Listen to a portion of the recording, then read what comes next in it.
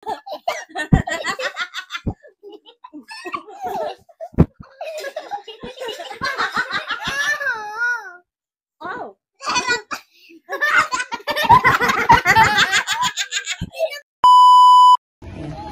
Papakita ko sa inyo bakit masarap maging tita.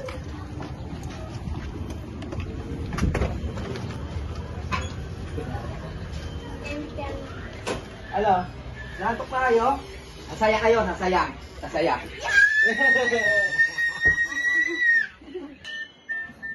Miss mo ko? Na-miss mo ko? Hoy! Na-miss mo ko? Tita Laika.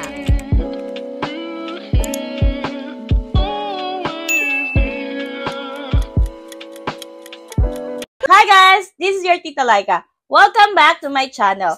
And for today's vlog, ay magmumukbang tayo with a twist. So kasama ko ang aking mga pamangkin na si Tyrone at si Kendra. So si Kiana kasi kagising niya lang kaya hindi siya makakasali. So for today ay magtatanong ako sa mga pamangkin ko at tatanungin ko kung kaninong papa ito. So, ang instruction natin ay, meron tayong pulbo at meron tayong mic. Nila yung kamay nila, tapos lalagyan nila yung mukha nila at sasagot sila kung kaninong papa to. Pwede nilang isagot si Papa or kaya si Tito Kim. Or kaya si Tito Kenneth. Ganon. Kasi meron lang akong dalawang kapatid. Hindi ko lang alam kung meron pa sa labas. Number 1 question muna tayo. Sinong papa ang maraming peklat nung bata siya? Kasi tumatakbo-takbo siya, mahilig siyang makipaglaro, tapos pag uwi niya marami siyang sugat.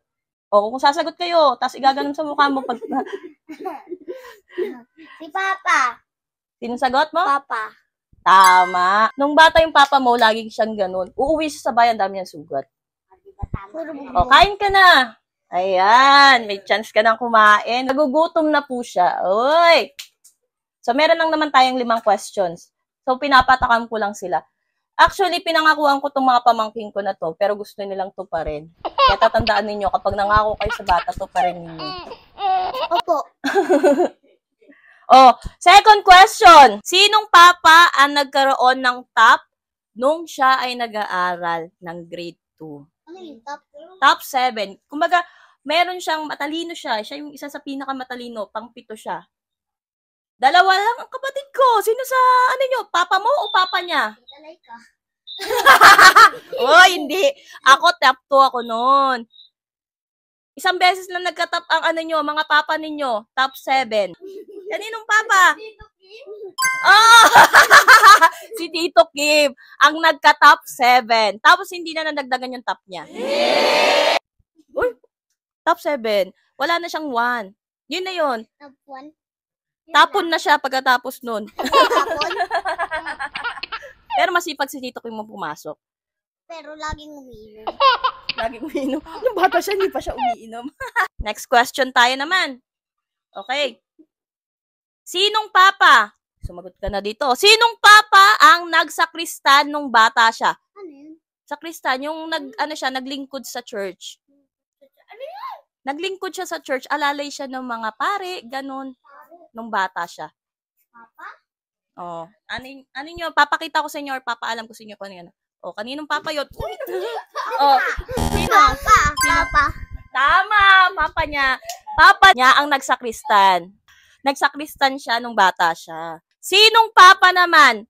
Kaninong papa ang pinakapasaway na na-kick out nung nag-aaral siya? Kaninong papa yon? Papa. Siya yung unang, Papa. Hindi. Papa. Oo. Si papa mo pasaway. Pasaway. Pasaway. Siya yung isa namin sakit sa ulo talaga. Pero, ngayon naman, napaka-responsable niya bilang ama. Last question is, sino sa inyong ama ang nagbigay kay Tita Laika nung bata siya ng birthday card? Sinulatan ako ng happy birthday. Nagsulat siya, tapos nilagay niya happy birthday. Sino yon? Sino yung papa niyo na sweet nung nagbigay sa akin ng birthday niya? Gumawa siya ng card, tapos Ay, ba't coaching?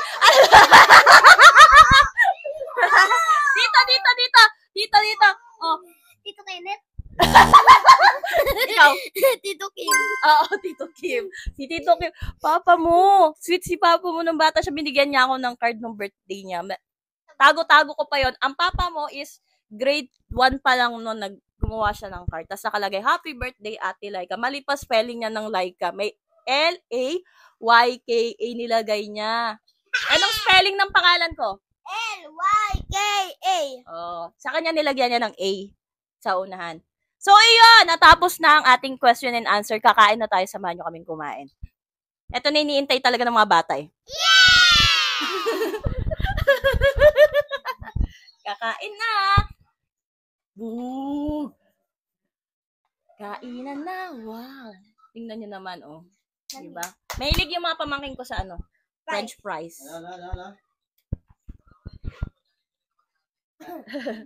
Ayan. Ayusin ko na to, ha? Ayan. Ang bango. Tingin daw si Daddy. Tingin daw Daddy chicken. Ate nga kami.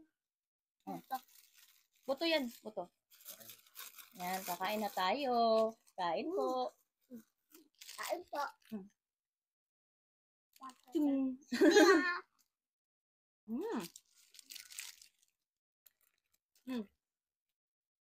May pangit dito. May pangit dito. Umiinom lagi. Kilala ko. May pangit dito. Umiinom lagi. Papa! Papa Kim! Papi! Daddy, hindi na pwedeng uminom si Daddy. Bakit? Ano iinom niya? Water. Mountain Dew? Mountain Dew. Water, ate. Kilala namin crush mo, kaya na kung sino crush mo. Aga. Si Sabi, Aga! sabi May niya, crush ka! si Aga go. Sabi niya sa akin kago. Sino crush mo? Si Bokbok? Si... Dakdak. Sino? May crush ka! May baby daw sila. Eto na, si Kya. Nakagising niya lang. Pero galing siya sa Kakagising ko labas. lang. Mula sa balcony. Ayan si... Sino yun? Sino yung... Ano na yun? Sino yun? Tito mo yan? Tito mo yan? Ay, dahil hindi ka nakasama kanina. Ano magsabi? Naglaro kami ng ganun. Sa'yo lahat to. Hmm? Ikaw din. Sundalo kami. Dito na si Kiana. Bona Kid. May nanood kami. Laman!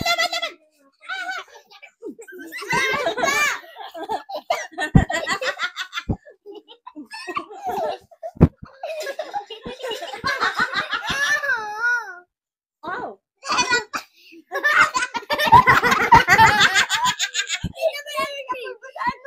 Tignan mo pulbo niya. Ay, dami. Wow! Konti lang. Multo. Si ano din, tignan mo si, ano. Ganyan si Kiana kapag bagong gising. Tulala. Tulalala sa aking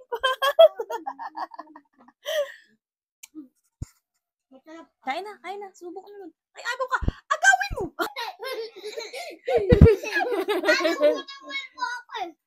Wow. Si Kiana din marami. Tingnan mo si ate, oh. Tingnan mo si ate. Ala. Tao. Ayan. Sinong crush nyo? Ako left lang din. Letrang J? Opo. Ikaw, sinong crush mo? Letrang M? Ikaw, letrang B? Hindi. Letrang B? Baboy? Ako Nag-aaral ba kayo mabuti? Opo. Ikaw? Grade ko. Ikaw? Hindi. Basta pumapasok. Oo, di ba? Hindi naman kailangan sobrang talino ka sa school eh. Kailangan lang din na at least makapasa ka lang kahit papaano. Hindi ka bumagsak. Lagi kang pumapasok. Nag-aaral ka mabuti? Nag-aaral mabuti.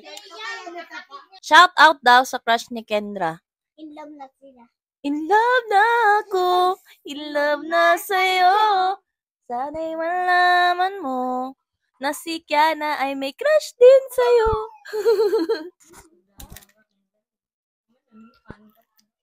Sarap. Sarap.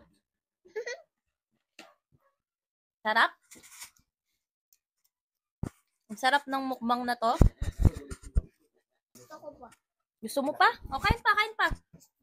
Hello sa classmate ko. Ay. Classmate Ay, classmate nga eh. Classmate. Anong pangarap nyo paglaki nyo? Anong gusto nyo maging ano? Teacher. Teacher. Ayan, si Ate Kendra daw teacher. Ikaw?